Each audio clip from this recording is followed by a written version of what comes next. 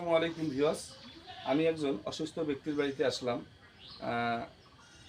খুবই সমস্যা এদের, তো আমরা তার সাথে আগে পরিচয় হই।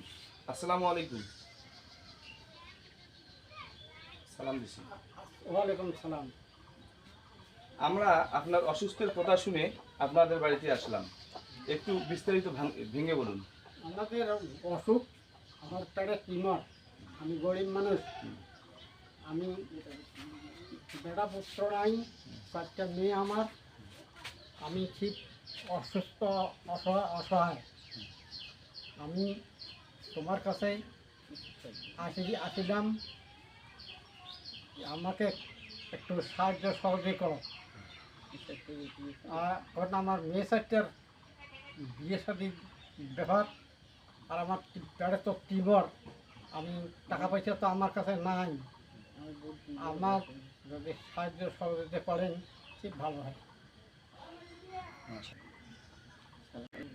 আমার কি সমস্যা, আমার 4টে বেটি, আমার ছেলে সন্তান নাই। দশজনকার বাড়িতে আমি 2 টাকা উন্নতি করি, আমি আনি। আমার এই 10জনকার বাড়ির 10,000 টাকা ওঠে। আমি এই যে 2বার অপারেশন হই, আমার ইউনিটি সাইডের বেতার ফাটিয়ে গেছে, সেলাই ফাটি যে এখন নাড় আমার বেড়াইছে, চামড়াতে আটক হয়ে গেছে।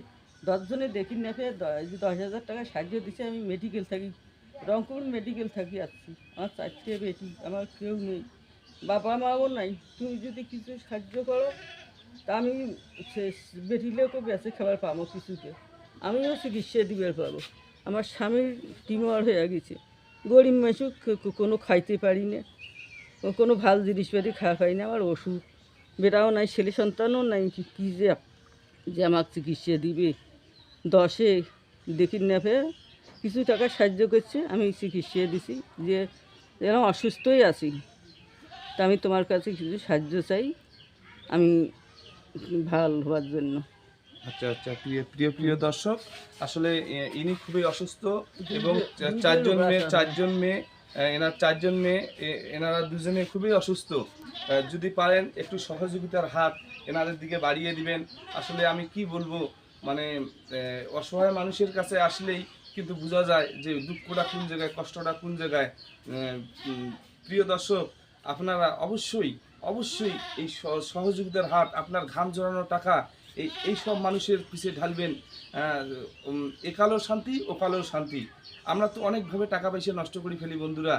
অবশ্যই এ ধরনের মানুষকে আমরা আমাদের ঘাম জোড়া টাকাটা সহযোগিতা করব।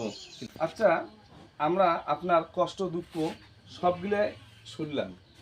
এখন আমার এই ভিডিওটা দেশের বাহিরে অনেকজনেই দেখবে, তাদের উদ্দেশ্যে আপনি কি বলতে চান?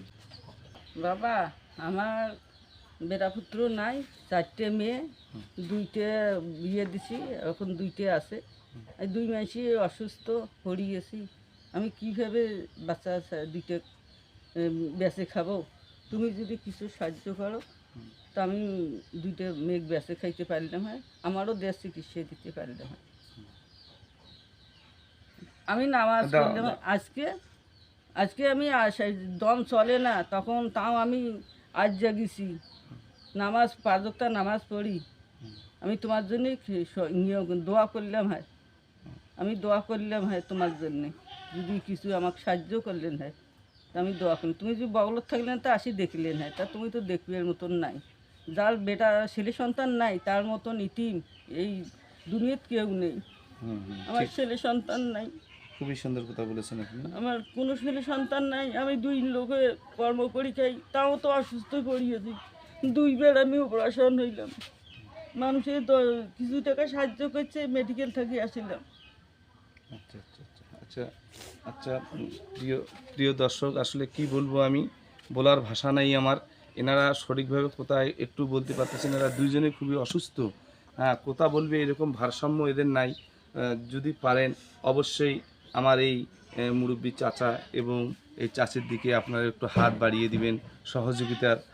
মানে এরা সুন্দর করে সাজিয়ে কথা বলতে পারছে না, আপনারা বুঝতে পারছেন।